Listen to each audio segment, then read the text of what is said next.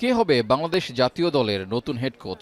But as আমরা আগে একটা ডেডলাইন দিয়েছিলাম নিজেদের সাথে, মে 15 তারিখে আমরা ফাইনাল একটা চুক্তির দিকে চলে যাব। কোচের নাম প্রকাশ ও চুক্তির জন্য ডেডলাইন প্রকাশ করেছিলেন বাফুফে সভাপতি তাবিথ আওয়ালী। তবে দিন শেষে জানা গেল বাফুফের বেঁধে দেওয়া তারিখের মধ্যেও জানানো যাচ্ছে না নতুন কোচের নাম। হামজা জামালদের কোচের সাথে জড়িয়েছে ক্রীড়া মন্ত্রণালয় ও আমিনুল হকের নাম। প্রতিমন্ত্রী আশ্বাস দিয়েছেন বাফুফের পাশে থাকবেন তারা। কথা অনুযায়ী আগাচ্ছে কাজ।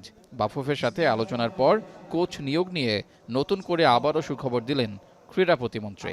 আশা করছি ইনশাল্লাহ যে আপনাদের যে প্রত্যাশা বা বাংলাদেশের ফুটবল বোদ্ধাদের বা ফুটবল দর্শকদের, ফুটবল প্রেমীদের, বিশেষ করে আমাদের যে জেনজি প্রজন্ম রয়েছে যারা অনেক বেশি কনসার্ন, আপনার আমার চেয়ে অনেক বেশি তারা ভালো জানে কাকে নিলে সবচেয়ে ভালো হবে। সোদের কাকে নিলে ভালো হবে, বাংলাদেশের মানুষের সেই প্রত্যাশা পূরণের জন্য ইনশাল্লাহ আমরা বদ্ধপরিকর থাকবো। আশা করি ভালো কিছু করবো। এদিকে বাফুফের সাধারণ সম্পাদক ইমরান হোসেন তুষার জানিয়েছেন শেষ পর্যায়ে আছে কোচ নিয়োগের কাজ। 6 জনের সংক্ষিপ্ত তালিকা থেকে কমে এসেছে 4 জনে। তবে আরও সময় লাগবে কোচের নাম জানতে।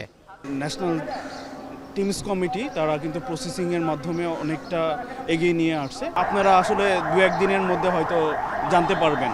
এবং সংখ্যাটা কিন্তু মানে এটা যেটা আপনি জানেন যে এটা একটা সংখ্যাটা কমিয়ে নেওয়া হয়েছিল 3 থেকে 4 জনে। জানা গেছে ক্রিস কোলম্যানকে পাওয়ার জন্যই অপেক্ষা করছে বাফুফে। আলোচনা সুদূর প্রসারী না হলে জার্মান কোচ ব্রেন্ট স্টোরকেও পাওয়ার জন্য চেষ্টা চালাবে ফেডারেশন।